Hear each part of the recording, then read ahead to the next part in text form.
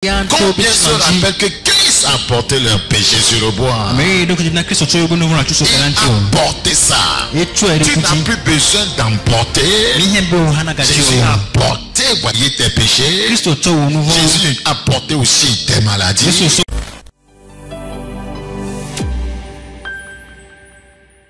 Lorsqu'ils furent arrivés au lieu que Dieu lui avait dit, Abraham y leva un autel et rangea le bois et il lia son fils Isaac.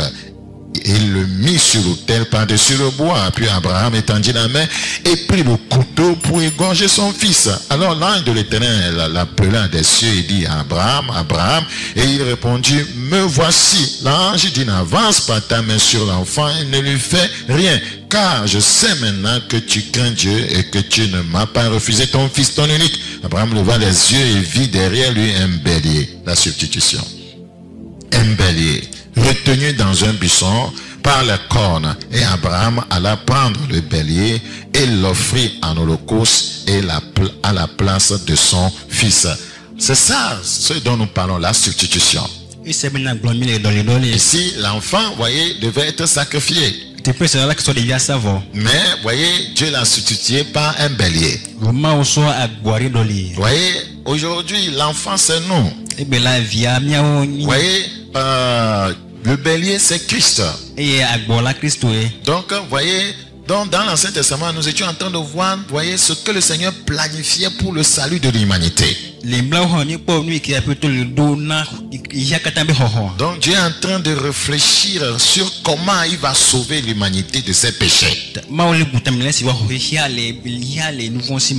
il était en train de faire des exercices de substitution dans plusieurs domaines. Jusqu'au moment opportun où le Christ viendra prendre notre place. Praise the living God. Alléluia. Alors, la substitution, voyez, est aussi, voyez, a fait son chemin jusqu'au Nouveau Testament. Dieu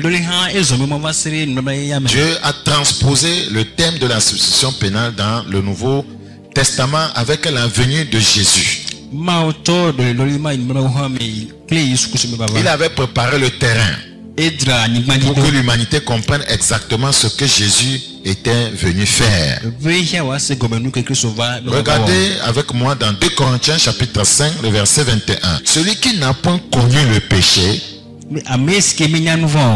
il a fait devenir péché pour nous. C'est la substitution. En fait, ouais, c'est les hommes qui ont péché. C'est l'humanité qui vivait dans le péché. Mais quand le Seigneur est venu, lui qui n'a jamais commis le péché, parce que Christ disait, qui, voyez, de vous, voyez, me convaincra de péché. Donc Jésus n'a jamais péché. Donc pourquoi il est venu? Il est venu sauver les pécheurs. Il ne pouvait pas les sauver s'il ne devenait pas lui-même péché à leur place. Donc il a transporté, voyez, le péché de l'humanité sur lui. C'est ce qu'on appelle la substitution. Celui qui n'a point connu le péché, il a fait devenir péché pour nous, afin que nous devenions en lui justice de Dieu. Quand Jésus est venu, voyez, il s'est fait fornicateur. C'est ce qu'il était devenu à la croix. Voleur, menteur, hypocrite, voyez, adultère, voyez, escroc. Donc il s'est fait tout cela, sorcier. Voyez, tout ce que nous étions, il est devenu. Pour que nous, voyez, nous devenions, voyez, en lui justice de Dieu. Praise the living God. Donc l'agneau parfait de Dieu, Jésus a pris sur lui les péchés du monde, a donné sa vie et est mort à notre place. Il ne voudrait plus qu'on retourne nous en charger encore de péché. C'est pourquoi il dit, venez à moi, vous tous qui êtes fatigués, chargés, je vous donnerai du repos. Il voulait nous charger du péché. Si vous êtes pécheur, vous êtes voleur, vous êtes hypocrite, vous êtes un assassin, vous êtes un drogué, vous êtes un adultère, et vous écoutez ce message, sachez que Christ a déjà pris ça sur lui.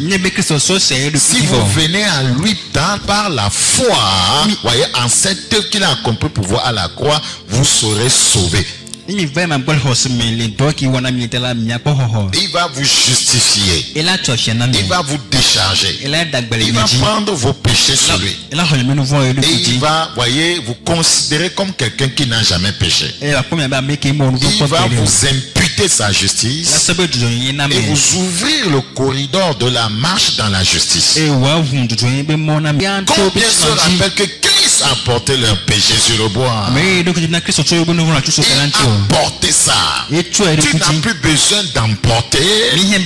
Jésus a porté, voyez, tes péchés. Jésus a porté aussi tes maladies. Jésus a porté tes manquements. Jésus a porté, voyez, ta rébellion.